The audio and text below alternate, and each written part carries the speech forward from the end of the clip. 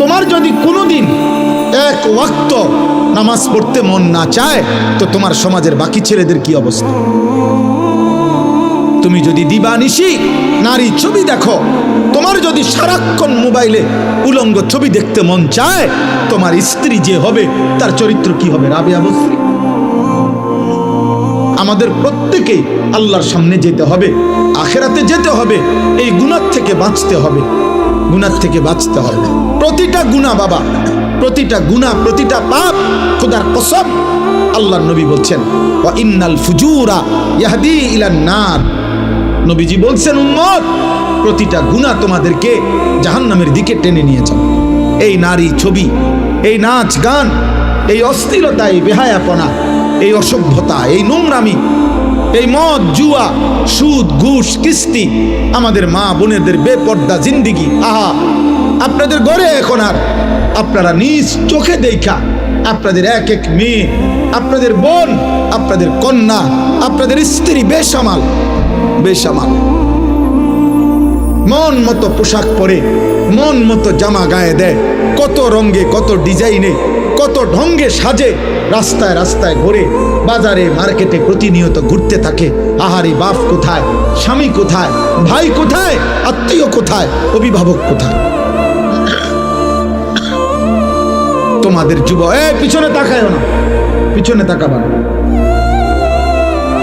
তোমাদের একটা একটা ছেলেকে আমি বলি, বাবা তোমরা এই সমাজের ছেলে, আমার কথা মনে রাখো, তোমরা যেভাবে আজকে নামাজ ছাড়া এই মোবাইলে আসক্ত হয়ে, তোমরা যেভাবে নারী ছবি আসক্ত হয়ে গেছ, তোমাদের আগামী 10 বছর পরে আল্লাহ চাহে তো হায়াত দিলে, আজকে তোমাদের যাদের বয়স 14, 16, 18, 20 বছর, তোমরা প্রত্যেকেই হারাম প্রেম তালাশ করছো, তোমরা প্রত্যেকেই কোনো না কোনো মেয়ের সাথে সম্পর্ক করতে চাচ্ছ, তোমরা নামাজ ছেড়ে দিচ্ছ।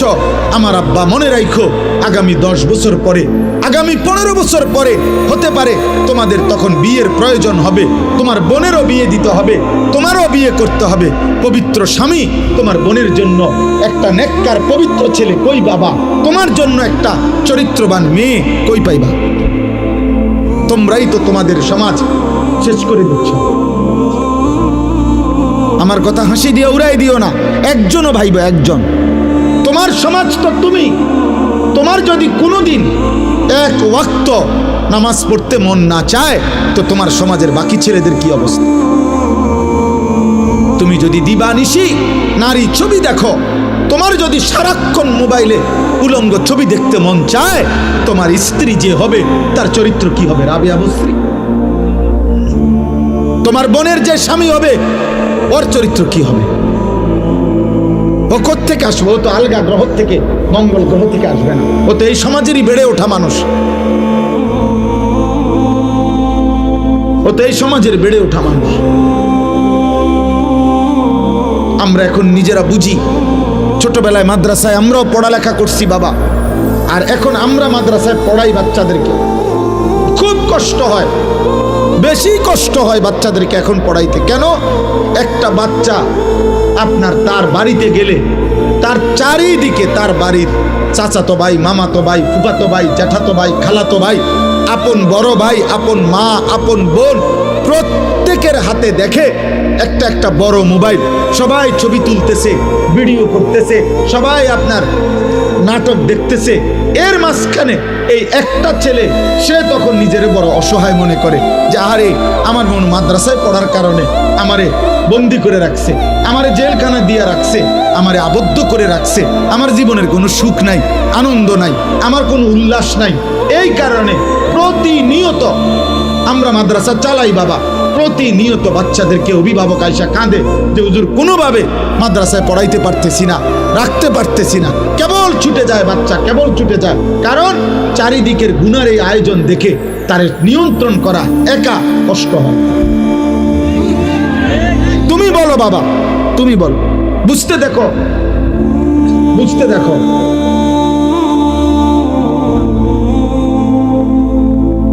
বুঝতে শেখো বাবা, এই সমাজ নিরাপদ হবে না। রাসূলুল্লাহ সাল্লাল্লাহু আলাইহি সাল্লাম বলছেন, আমি নিজে বললাম, আমি এই কথা পড়ি তো বাবা, কিশোর নওজোয়ান নিয়ে আমার সারাদিন ভাবি। রাসূলুল্লাহ সাল্লাল্লাহু আলাইহি সাল্লামের হাদিসের বক্তব্য, কোন সমাজের মধ্যে ছেলে মেয়েদের মধ্যে যদি যৌনাচার বেড়ে যায়, সবাই যদি বেহায়া হয়ে যায়, খোদার কসম নবীর হাদিসের ভবিষ্যৎবাণী, ওই সমাজের বংশ, ওই নামাজের নারীর সতীত্ব ঘরকে ঘর আর নিরাপদ থাকে না। প্রত্যেকেই তো তখন কোনো না কোনোভাবে সুযোগ তালাশ করে ব্যভিচারের। বর্তমানে পরকীয়া, অর্থাৎ স্ত্রী অন্য পুরুষের সাথে, পুরুষ অন্য মহিলার সাথে অপকর্ম করছে, আর এই কারণে প্রতিনিয়ত খুনাখুনি, মারামারি কি পরিমাণ হচ্ছে প্রতিদিন। তুমি দেখো, তোমার বিবেক থাকে, তুমি দেখো এই সমাজে পরকীয়া এখন কি অবস্থা। সবাই বেসামাল। বিবাহিত নারী যদি চরিত্রহীন হয়, অবিবাহিত মেয়ের কি হবে? বিবাহিত পুরুষ যার স্ত্রী আছে বেটা, ওই যদি চরিত্রহীন হয়ে যায়, তাহলে অবিবাহিত ছেলের হালাত কোথায়? আপনারা কেউ ভাবতেছেন না। আপনারা সবাই মনে করতেছেন, আপনারা সবাই ভাবতেছেন নিজের মতো করে ছেলে পেলে বড় হইতেছে। না রে ভাই, বড় হইতেছে না, ছোট হইতেছে, চরিত্রহীন হইতেছে, লম্পট হইতেছে, চরিত্রহীন হইতেছে। 100টা মুসলিম ছেলে দাঁড় করাইলে বোঝা যায় না, আহা 98 জনের চুল বেঈমানের মতো। 100টা মুসলিম ছেলেকে জিজ্ঞাসা করেন, বাবা আজকের সারা দিনে যতবার পেশাব করছো, অতবার টয়লেট পেপার নিছো কিনা? 100 জন মুসলিম ছেলেকে জিজ্ঞেস করেন, গত 100 দিনের মধ্যে বাবা 5 ওয়াক্ত নামাজ পড়েছো কয়দিন? 100টা মুসলিম ছেলেকে জিজ্ঞেস করেন, গত 24 ঘন্টার মধ্যে মোবাইলে নারী ছবি, উলঙ্গ দৃশ্য দেখেছ রাতে দিনে মিলে কতবার? 100টা যুবক ছেলেকে বলেন, বাবা 24 ঘন্টার ভিতরে তোর কলিজার ভিতরে হারাম নারীর চাহিদা হয়েছে কয়বার, আর আল্লাহর কথা মনে পড়ছে কয়বার? আমরা সবাই নিজের মতো করে বেড়ে উঠতেছি। গুনাহ আমাদের প্রিয় হয়ে গেছে, গুনাহ আমাদের জীবনের সঙ্গী হয়ে গেছে। নারী, ছবি, নাটক, সিনেমা, টেলিভিশন, নর্তকী। আজকে আমরা বেশিরভাগ মানুষ, এই আমার কথা আমি শেষ করতে চাচ্ছি, আজকে আমাদের বেশিরভাগ মানুষ আমরা আমাদের জীবনটাকে 2টা ভাগ করে নিছি। এক ভাগ 8 ঘন্টা 10 ঘন্টা উপার্জন, হয় চাকরি, নয় ব্যবসা, নয় ক্ষেত খামার, একটা কিছু, নয় বিদেশের কোনো ডিউটি। এই 8-10 ঘন্টা কর্ম করে, আর বাকি যতক্ষণ ঘুম না যায় বাকি টাইম বিনোদন, হয় গান, নয় নাটক, নয় সিনেমা, নয় টেলিভিশন, নয় বন্ধুদের সাথে আড্ডা, নয় তো চটপটি খাইতেছে, নয় তো মহিলা বাজারে ঘুরতেছে, বিনোদন।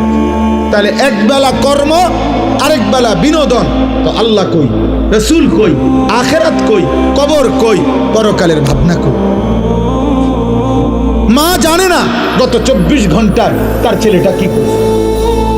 বাবা জানে না গত 24 ঘন্টায় তার ছেলেটা কোত্থেকে গেছে, কোথায় কি করছে, বাপের খবর নেই। এভাবে তো মানুষ গড়ে না রে বাবা, এভাবে গড়ে না। তাইলে বাপ জীবনে কেউ ধরে রাখতে হয়, মানুষ বানাইতে হইলে, আর শুধু উপার্জন করবে, টাকা রোজগার করবে, এটার জন্য কেউ ধরে রাখতে হয় না। তার পেরেশানি, কারণ তার টাকা দরকার, যখন সে একটা না একটা কর্ম করে। হালাল হারাম বুঝি না, তার দরকার হলো টাকা রোজগার করার জন্য মানুষ। তখন আর এটা সহজ, এটার জন্য এত টেনশন করতে হয় না। আমনে মরে গেলে আমনের ফুতে টাকা রোজগার করবেনি না, অভাব তাকে উপার্জন করাইতে বাধ্য করবে, প্রয়োজন তাকে উপার্জন করাইতে বাধ্য করবে, সে কর্ম করবেই, কারণ তার তো টাকা দরকার।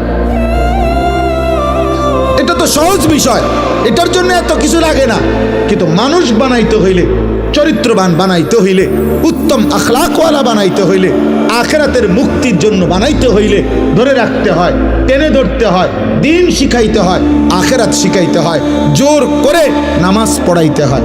এই জন্য আমরা কিতাবের মধ্যে পড়ছি যে মনের চাহিদা, মানুষের মনের চাহিদা ওই বাচ্চার মতো, যেই বাচ্চা মায়ের বুকে দুধ পান করে।